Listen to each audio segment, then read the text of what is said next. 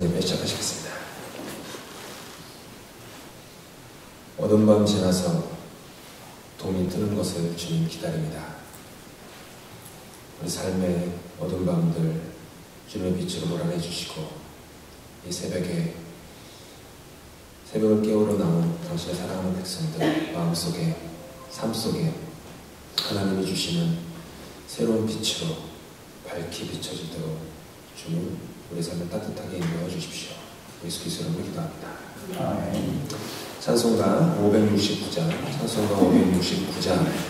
선한 목자 되신 우리 주 함께 찬양하시겠습니다. 찬송가 569장입니다.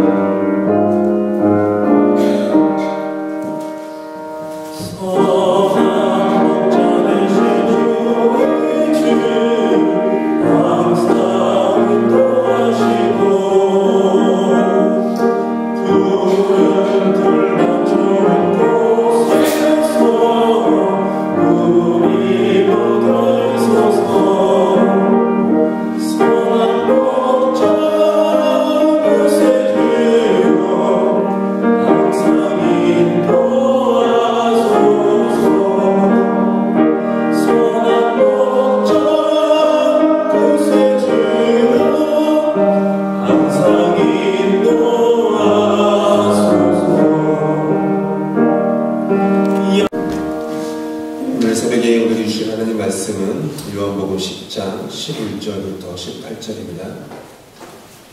요한복음 10장 11절부터 18절입니다. 신약성경 162페이지, 신약성경 162페이지 있습니다. 요한복음 10장 11절부터 18절까지입니다. 함께 교독할 때는 제가 먼저 11절 읽겠습니다. 나는 선한 목자라. 선한 목자는 양들을 위하여 목숨을 버리거니와 나쁜 목자가 아니요 양도 제 양이니라. 이가 어떤 것을 물으면 양을 버리고 달아나느니 이가 양을 물어가고 또 마치느니라. 달아나는 것은 그가 싹군이 까닭에 양을 돌보지 아니합니다. 나는 선한 목자라. 나는 내 양을 알고 양도 달라는 것이니 아버지께서 나를 아시고 내가 아버지를 아는 것 같으니 나는 양을 위하여 목숨을 버리노라. 또 이 우리에게 들지 아니하는 다른 형들이 우리에게 있어 내가 인도하여야 할 터이니 그들도 내 음성을 듣고 한무가 되어 한 목자에게 있습니다.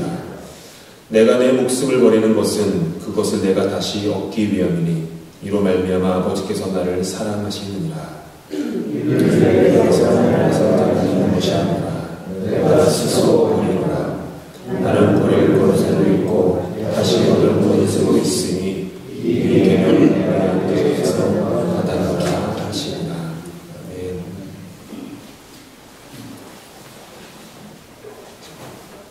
요한복음에 나오는 예수님께서 에고에이미라고 하신 말씀을 중심으로 묵상하고 있습니다. 에고에이미, 나는 무엇무엇이다.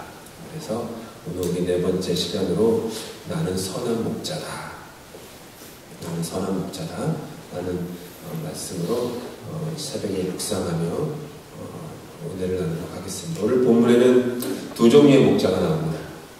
하나는 선한 목자이고 다른 하나는 싹군 목자입니다. 선한 목자는 자신의 양을 위해서 자신의 목숨을 버립니다. 싹군 목자는 자기의 양이 아니기 때문에 위협이 오면 양떼를 버립니다. 둘 다 버리기는 하는데 버리는 것이 다릅니다. 선한 목자는 양을 위해서 자기의 목숨을 버리고 싹군 목자는 자기의 이익을 위해서 양을 버립니다. 선한 목자는 양을 위해 자신을 내려놓고 싹군 목자는 자신을 옮겨줍니다. 선한 목자는 양의 생명에 관심이 있고 싹군 목자는 양들로부터 얻어지는 이득에 관심이 있습니다. 그리고 예수님께서 말씀하십니다. 나는 선한 목자다. 나는 선한 목자다. 예수님의 이 말씀을 듣는 사람들에게 2000년 전에 예수님의 이 말씀을, 오늘 본문의 말씀을 듣는 사람들에게 연상되는 사건이 하나 있었습니다. 서기 66년부터 73년 동안에 제1차 유대 전쟁이 있었습니다. 극심한 압제와 과중한 세금과 인권 유린에 저항해서 수많은 사람들이 예루살렘에 모여가지고 로마 제국에 저항하였던 그런 사건이었습니다. 그러자 당연히 로마 제국이 많은 군사들을 보내서 예루살렘을 포위합니다. 로마 군사들이, 로마 제국이 군사들을 보내서 예루살렘을 포위했을 때 그곳에 있던 바리새인들, 사두개인들, 그리고 열심당원들, 이 열심당원들은 정당한 아니죠, 뭔가 자신들의 목적을 위해서 수단과 방법을 가리지 않는 무리들을 열심당원이다, 질럿이라고 부르는데, 예수님의 제자 중에도 한 명이 열심당원이 있었습니다. 12제자 중에요. 아무튼 사두개인들, 바리새인들, 열심당원들, 이 비롯한 수많은 종교, 정치 지도자들이 백성들을 버리고 먼저 다 도망하였습니다. 남겨진 백성들은, 아무 힘이 없는 백성들은 이루 말로 다 할 수 없는 고초를 당하였습니다. 그리고 그들은 세계 곳곳으로 흩어질 수밖에 없었습니다. 디아스포라가 또 발생한 것이죠. 요한복음은 서기 90년에서 95년 사이에 쓰여진, 가장 늦게 쓰여진 성경 중에 하나이기 때문에 이 요한복음을 읽는 당시의 사람들은 모두 그때의 기억이, 한 30년 전의 기억이 매우 생생했을 때입니다. 그래서 그들은 그 누구보다도 선한 목자와 싹큰 목자에 대해서 경험을 통해서 잘 알고 있었습니다. 예전에 동물 다큐멘터리를 본 기억이 납니다. 우리 어르신들 동물 다큐멘터리 좋아하시나요? 한국에 있으면 뭐 동물의 왕국 뭐 이런 거 있지 않습니까? TV에서 나오고, 요즘 뭐 유튜브에도 보면은 여러 가지 뭐 BBC나 뭐 내셔널 지오그래픽 등등 해가지고 동물 다큐멘터리 참 많습니다. 저도 이제 챙겨보는 건 아니고 그냥 우연히 접하는 기회들이 있으면 동물 다큐멘터리를 좀 즐겨봤던 기억이 나는데, 모든 동물들을 막론하고 대부분의 그 동물들은 무리를 지어 생활합니다. 동물들이 무리를 지어서 먹을 것을 찾아 이동하지 않습니까? 근데 언제나 그 무리를 따라다니면서 기회를 노리는 맹수들이 반드시 있습니다. 살금 이렇게 따라다닙니다. 사자건, 호랑이건, 하이에나건, 뭐 늑대건 이렇게 따라다닙니다. 그리고 언제나 이 맹수들이 먹을 것을 노리는데, 그들이 노리는 타겟은 거의 언제나 동일하게 무리 중에 제일 연약한 동물을 표적으로 삼습니다. 어린 동물, 오랜 여정으로 다리에 힘이 풀린 동물, 딱 그거를 노립니다. 딱 이렇게 노린 다음에 기회를 틈타서 갑자기 무리 속으로 확 뛰어듭니다. 그래서 무리를 흩트립니다. 흩트리면 강한 동물들이나 젊은 동물들은 잘 도망가요. 근데 언제나 어린 동물, 병든 동물은 무리에서 이탈할 수밖에 없습니다. 무리에 섞여 있을 때는 안전했는데 맹수가 와서 흐트러 버리니까 연약한 동물은 고립될 수밖에 없습니다. 그리고 맹수는 그 고립된 연약한 동물을 죽여서 잡아 먹습니다. 이것이 동물의 세계이고, 어떻게 보면은 동물의 세계로 그 레프리젠트 되는 우리 인간 세계의 모습이 아닌가 생각을 합니다. 여러분은 스스로 강한 양이라고 생각하십니까? 아니면 어리고 약한 양이라고 생각하십니까? 선한 목자이신 예수님에 대한 비유 중에 아마 가장 유명한 비유가 잃어버린 양에 대한 비유일 것입니다. 잘 아시다시피 100마리의 양떼가 있었는데 그 중에 한 마리가 길을 잃어버렸죠. 그러자 목자는 99마리의 양떼를 놔두고 험산 질령을 넘어서 길 잃은 양 한 마리를 찾아 헤맵니다.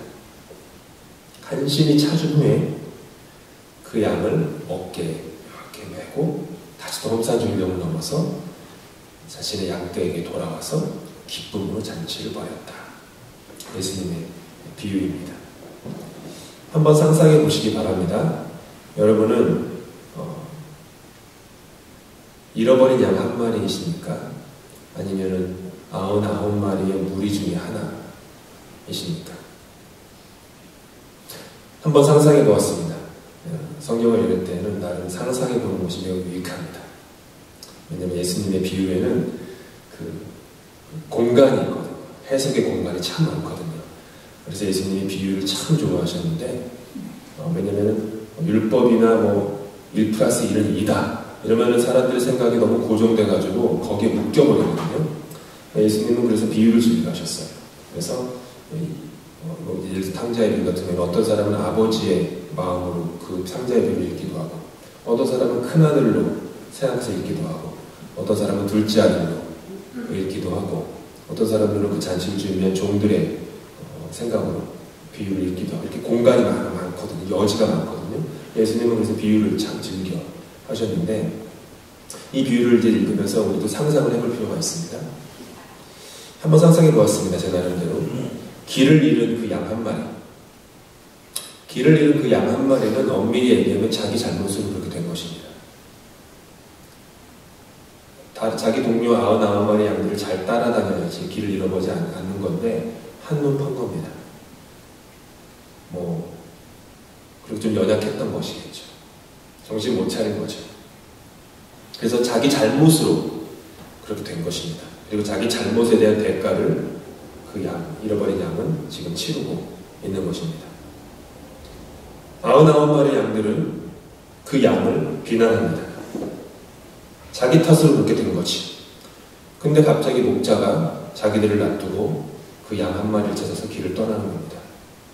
서운하기가 이를 데가 없습니다. 자기 실수로 길 잃어버린 그 양인데 어떻게 온전히 살아온 우리는 이게 내팽개치다시피 놔두고 어떻게 저렇게 그럴 수 있지? 목자에 대한 불만이 막 올라옵니다. 그런데 99마리 양들 중에 한 마리 양이 갑자기 이런 말을 하는 거예요. 얘들아, 한번 곰곰이 생각해봐. 지금은 우리가 힘이 있고 숫자도 많고 또 다행히 길을 잃어버리지 않아서 무리 중에 이렇게 우리가 안전히 있지. 하지만 어쩌면 우리도 언젠가 그 양처럼 길을 잃어버릴 때가 올 수도 있어.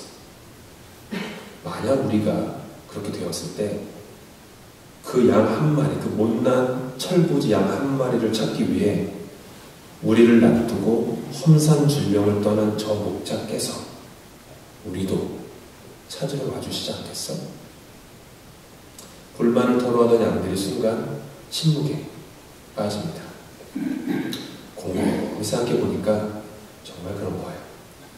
지금은 자기들이 강해가지고 길을 잃어버리지 않았는데 얼마 지나 약해지고 해서 길을 잃어버리게 되면 저 목자는 그때 했던 것처럼 나를 찾으러 와주시겠구나. 선한 목자는 내가 길을 잃고 헤맬 때 자신을 내려놓고 나를 찾으러 와주시겠구나. 99마리 양들은 마음속에 믿음과 확신이 생깁니다. 그리고 그 양과 목자가 함께 돌아왔을 때 100마리의 양들이 그 목자와 함께 기쁨으로 잔치를 합니다. 이것이 천국의 모습이에요. 하나님 나라의 모습이고 교회의 모습입니다. 선한 목자는 이처럼 양을 위해서 자신의 목숨을 버립니다.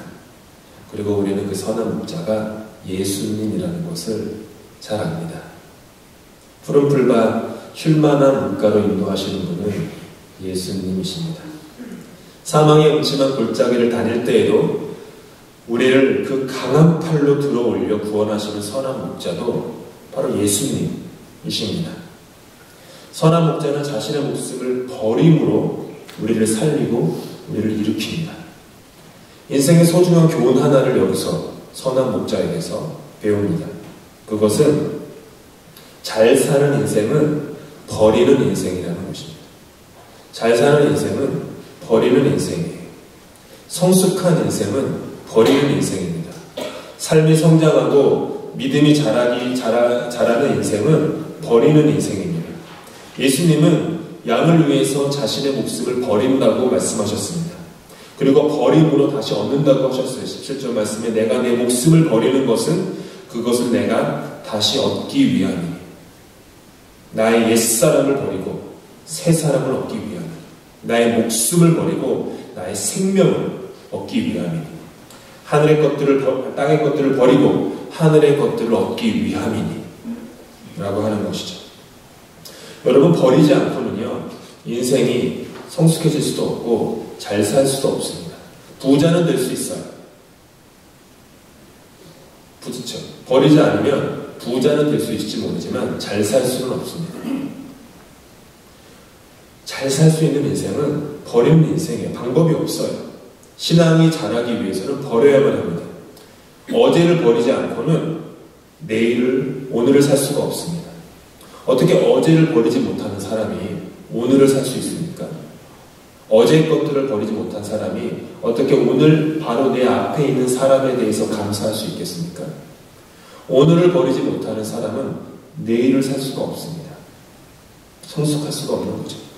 10대를 버리지 않으면 20대를 살 수가 없고 30대를 버리지 않으면 40대를 살 수가 없는 것입니다.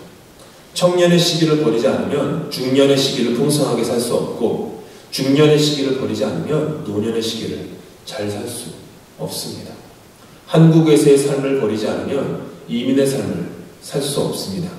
과거를 안 버리면 오늘을 살 수 없고 오늘을 버리지 않으면 내일을 살 수 없는 것입니다. 그리고 이 땅에서의 목숨을 버리지 않으면 영생을 살 수 없는 것입니다. 여기서 우리가 잊지 말아야 할 것이 한 가지 있습니다. 주님은 목숨을 버리시는 분이지 빼앗기는 분은 아니라는 것입니다. 17절 18절 말씀에 주님께서 이렇게 말씀하십니다. 내가 내 목숨을 버리는 것은 그것을 내가 다시 얻기 위함이니 이로 말미암아 아버지께서 나를 사랑하시느니라. 이를 내게서 빼앗는 자가 있는 것이 아니라 내가 스스로 버리노라. 나는 버릴 권세도 있고 다시 얻을 권세도 있으니 이 계명은 내 아버지에게서 받았노라 하시니라.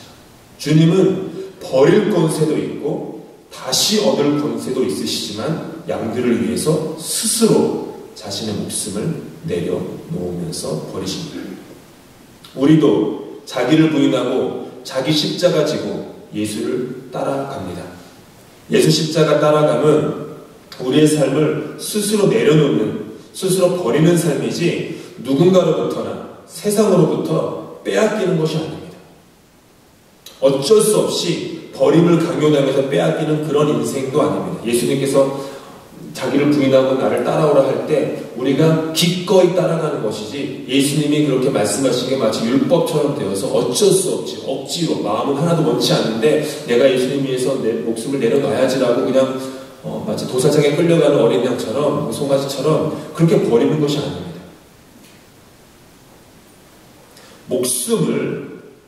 목숨 버리기를 두려워하지 않는 사람은 그 안에 강건함이 있는 사람입니다.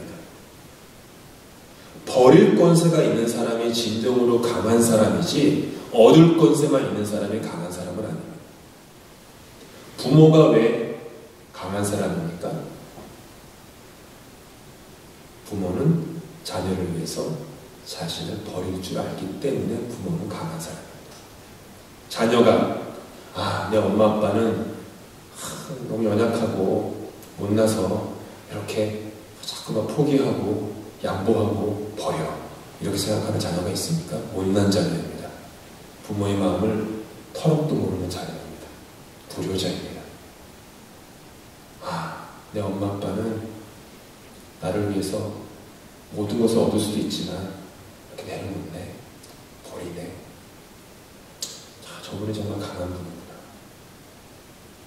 그럼 그것을 헤아릴 줄 알 때 효라는 것이 시작이 되겠죠. 인생 마찬가지입니다. 버릴 권세가 있는 사람이 강한 사람입니다. 괜찮아, 가져가. 쉽지 않죠. 누가 와가지고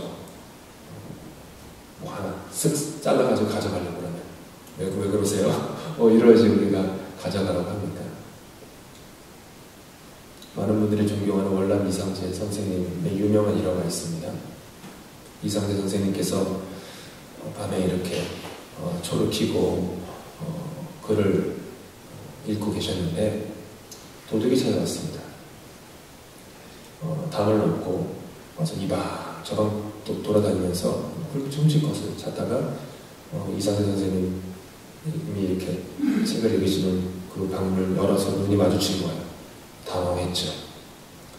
이상재 선생님이 책을 읽다가 그 도둑 청년을 바라보시면서 이렇게 이 방에만 하는 것은 없지만 그래도 당신이 원하는 게 있으면은 이렇게 좀 가져가시게. 도둑이 얼마나 당황하겠어요. 그래가지고 부랴부랴 그냥 막 대충 앞에 있는 물건 챙겨가지고 도망을 가다가 순경한테 잡힌 거예요. 순경이 끌고 왔습니다. 이상재 선생님한테. 이 도둑인 것 같은데 이 친구가 선생님 물건 가져간 사람 맞지요? 이상재 선생님이 말씀하셨습니다. 그 사람, 그 청년이 훔친 게 아니라 내가 준 거라네. 내가 준 거라네. 버릴 권세가 있는 사람입니다. 그래서 우리가 그분을 존경하는 것입니다. 내 거야. 이 나쁜 청년이 내 거 훔쳐갔어. 이렇게 말하지 않고 내가 준 거라네.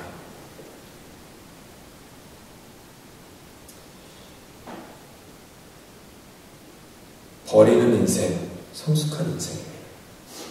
목숨 버리기를 두려워하지 않는 사람은 그 안에 강건함이 있습니다. 왜냐하면 그 사람은 나를 위해서라면 어떤 위험도 무릅쓰고 자신의 생명을 주시기까지 사랑하시는 내 하나님이 있어, 내 선한 목자가 있어요 믿기 때문입니다. 그 사랑이 나를 강하게 하기 때문에 자신의 목숨을 버릴 수 있는 거예요. 죽기를 두려워하지 않는 나름으로 진정으로 사는 겁니다. 죽고자 하는 산다, 죽고자 하는 자는 산다라고 심지어 예수 믿지 않는 이순신 장로께서도 말씀하셨는데, 예수 믿는 사람들은 죽고자 하는 자는 살 것이요, 예수님의 성경에 써있지 않습니까? 버리는 자는 산다, 얻고자 하는 자는 잃어버린다.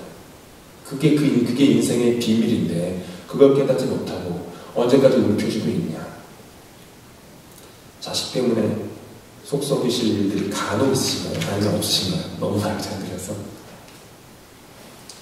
자식을 버리지 않으면 자식을 다시 얻을 수 없으실 겁니다.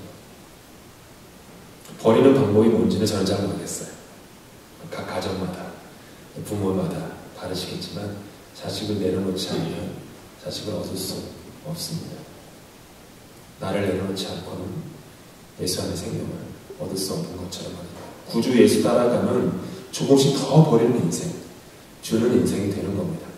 버릴 뿐만 아니라 주는 것이에요. 취하는 자가 강한 것이 아니라 주는 자가 진정으로 강한 자입니다. 버리지 않으려고 악착같이 움켜쥐는 사람은 결코 강한 사람이 아닙니다. 버릴 권세도 있고 다시 얻을 권세도 있는 자, 그런 사람이 진정으로 강한 자입니다. 그리고 그것이 인생이고 그것이 풍성한 삶을 살아가는 신앙의 비결입니다.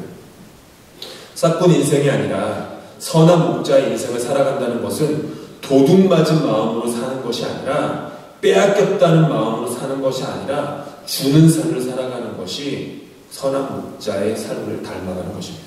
여기에 삶에 자유함이 있습니다. 부부 사이에서도 내 소중한 세월을 빼앗겼다고 생각한다면 얼마나 그 사이가 불행한 것입니까? 부모와 자녀 사이에서도, 목회자와 성도 사이에서도, 교우 사이에서도 빼앗겼다고 생각하며 살아간다면 그 불행한 겁니다. 이민 와서 한국의 삶을 빼앗겼다고 살아가는 인생도 불행할 수밖에 없습니다. 빼앗긴 것이 아닙니다. 버린 것이고 준 것입니다. 버리고 주는 인생이야말로 행복하고 자유하고, 또 버리고 주는 인생이야말로 강한 인생이고 믿는 인생이고 성숙한 인생입니다. 다시 얻기 위해서 주는 것입니다. 소나기에 움켜진 밀알은 어떤 생명도 창조하지도 일으키지도 못하는 아무짝에도 쓸모없는 밀알밖에 될 수 없습니다. 하지만 소나기에서 흙 속으로 버려질 때, 내가 소나기의 힘을 풀고 그 밀알을 흙에다가 돌려줄 때 비로소 생명의 열매를 맺는 것이 세상의 이치이고 하나님 나라의 창조 원리입니다.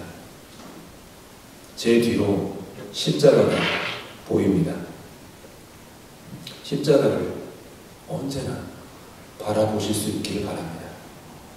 십자가는 여러분에게 하시는 예수님의 말씀입니다. 나는 너를 위해서 내 목숨을 버렸다. 나는 지금도 너희들을 위해서 내 목숨을 내려놓는다. 나는 내 목숨을 빼앗기지 않았다. 나는 버릴 권세도 있고 얻을 권세도 있지만 너희들을 위해서 나는 내 목숨을 내려놓았다. 십자가를 언제나 바라보실 수 있기를 바랍니다. 십자가에 구원이 있습니다. 십자가에 생명이 있습니다. 십자가에 행복이 있습니다. 선한 목자 되시는 예수님을 청종하며 우리 함께 따라가십시다.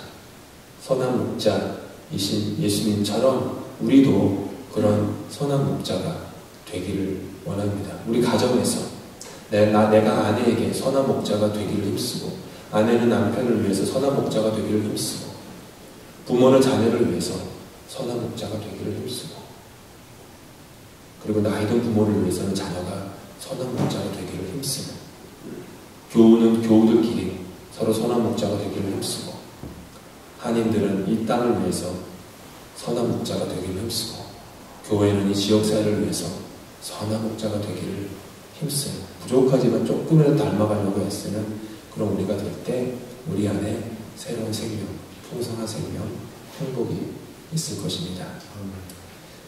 다 함께 기도하시겠습니다. 주님,